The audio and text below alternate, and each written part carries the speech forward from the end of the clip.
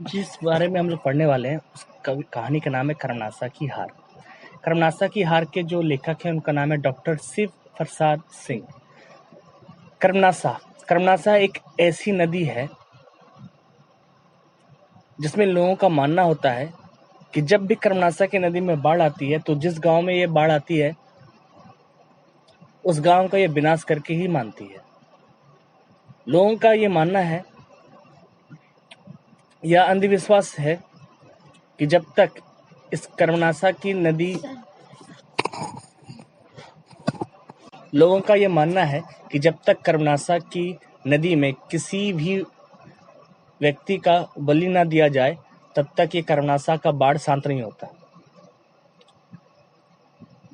लोग ये भी समझते हैं कि अगर हमारे गांव में ये बाढ़ आ रही है तो इसका सबसे बड़ा कारण है कि हमारे गांव में किसी ने कोई पाप का काम किया है। तो सभी गांव के लोग मिलकर के उस पापी व्यक्ति को ढूंढने लगते हैं। जब व्यक्ति का पता चलता है तो उस व्यक्ति को कर्मनासा की बाढ़ वाली नदी में ही फेंक देते हैं, जिससे कि यह बाढ़ शांत हो जाती है। ऐसा गांव के लोगों का मानना है और वो गांव का नाम है नईडी। नईडी नामक गांव में कर्मनासा की नदी किनारे बसा हुआ एक छोटा सा गांव है, जहां पर अंधविश्वासी लोग या पुराने ख्यालात के लोग रहते हैं। ये कहानी अंधविश्वास, असामाजिक विचार, दिखावटी धर्म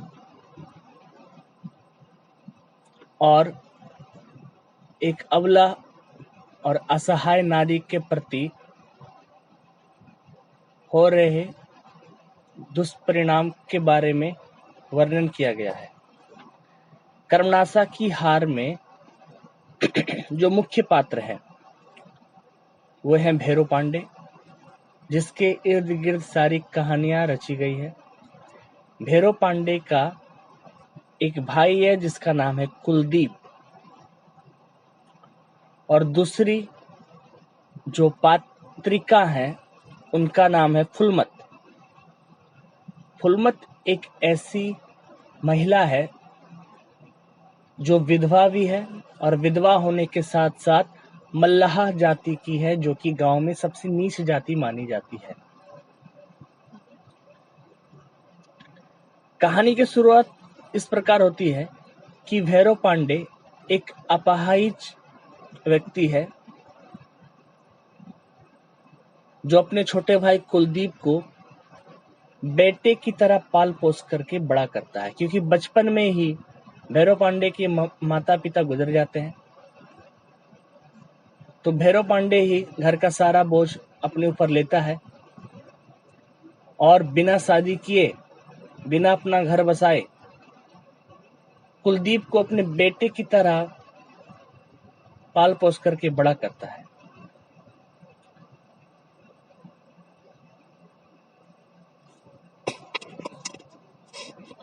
जब कुलदीप 16 वर्ष का नवयुवक हो जाता है और अपने पड़ोस में रहने वाली फुलमत, जो एक मल्लाह जाति के होने के साथ साथ एक विधवा नारी भी है, उसे कुलदीप पसंद करने लगता है।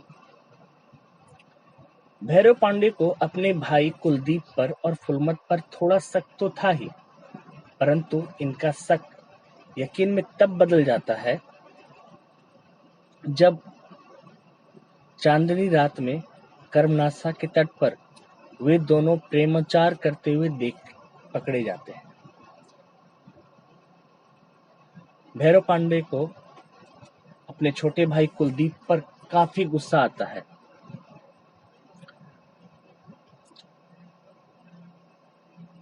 इसी गुस्से के कारण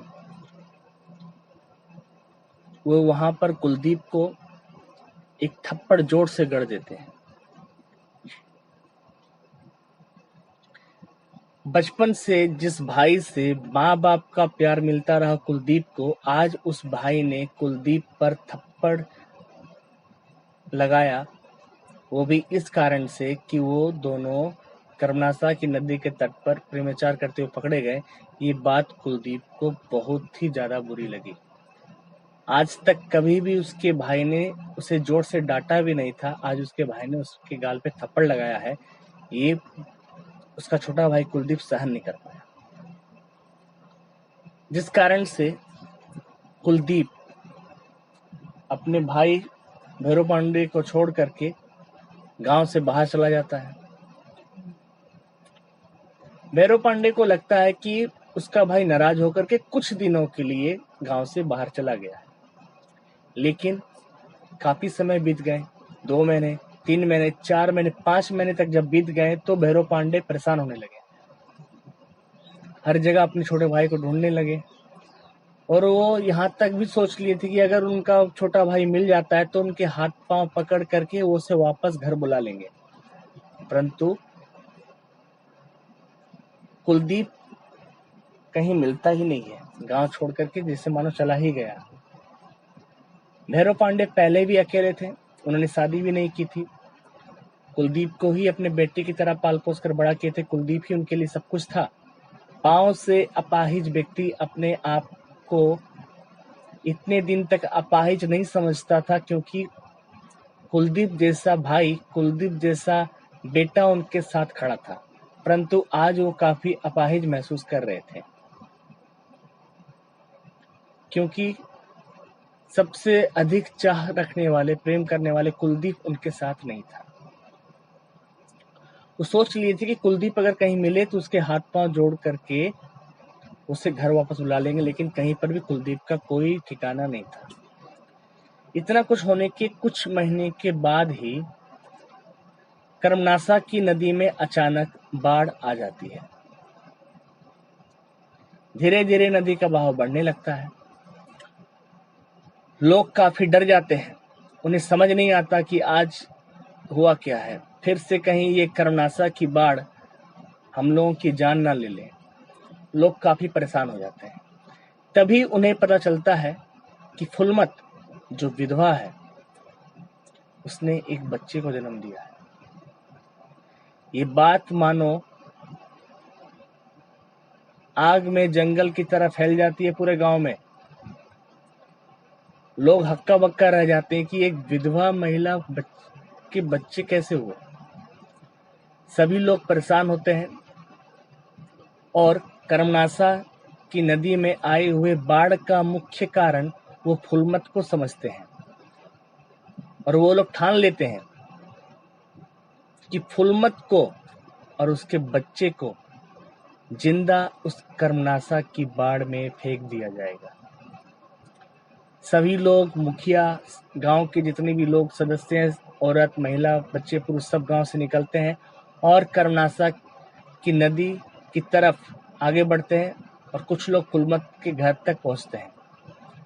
जब ये बात भैरव पांडे को पता चलती है तो भैरव पांडे समझ जाता है कि फुलमत ने जिस बच्चे को जन्म दिया है वो उसके भाई का ही बेटा है। भैरव पांडे अच्छे से जानते थे कि अगर कर्मनासा की नदी में फुलमत और उसके बच्चे को फेंक दिया जाएगा तो उनका वंश ही खत्म हो जाएगा। अब वो नीची जाति, मल्हा जाति या विधवा औरत के बारे में सोच नहीं रखते। अपने भाई को थप्पड़ मारने के बाद और जब उनका भाई घर छोड़कर चला जाता है तो वो कहीं ना कहीं अपने मन में विचार करते हैं कि काश फुलमत मल्हा जाति की नहीं होती, विधवा होती चलता, मल्हा जाति की नहीं होती, नीच जाति की नहीं होती, तो आज मैं अपने छोटे भाई कुलदीप का विवाह फुलमत से करवा देता।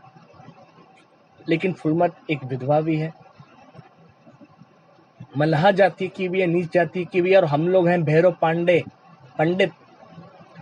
ये कैसे संभव होगा कि हम अपने छोटे भाई का विवाह एक विधवा और नीच जाति की लड़की से करवा दें।